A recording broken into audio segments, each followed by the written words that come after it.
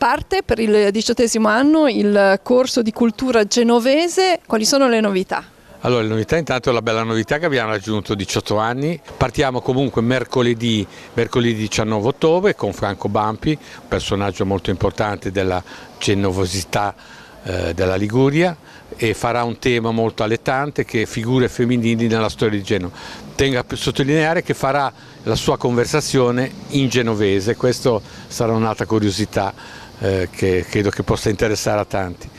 Io ringrazio l'associazione O Castello, è un'associazione che è sempre presente sul nostro territorio ed è molto importante per noi perché organizza molti eventi. Sono molto contenta di far parte dell'associazione culturale O Castello perché continuiamo a portare avanti quello che ci è stato donato dai nostri cari, dai nostri genitori, dai nostri nonni, e quindi questa possibilità di portare avanti la cultura genovese deve essere anche attuale nei nostri giorni, nei nostri quotidianità di noi giovani. Porterò quindi a questo evento della conferenza tra novembre e dicembre una grande conferenza dedicata alla musica, quindi della scuola genovese dei cantautori nostri.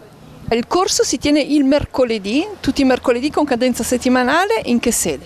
Allora, la sede, abbiamo detto tutti i mercoledì alle ore 16:30, nella sede di Largo Pessagno, la vecchia filarmonica. L'ingresso è dal chiosco di San Francesco, dalle piscine comunali. Occorre iscriversi? No, è aperto e libero a tutti. Ovviamente chi si vuol far socio è sempre gradito, però il corso è aperto a tutti.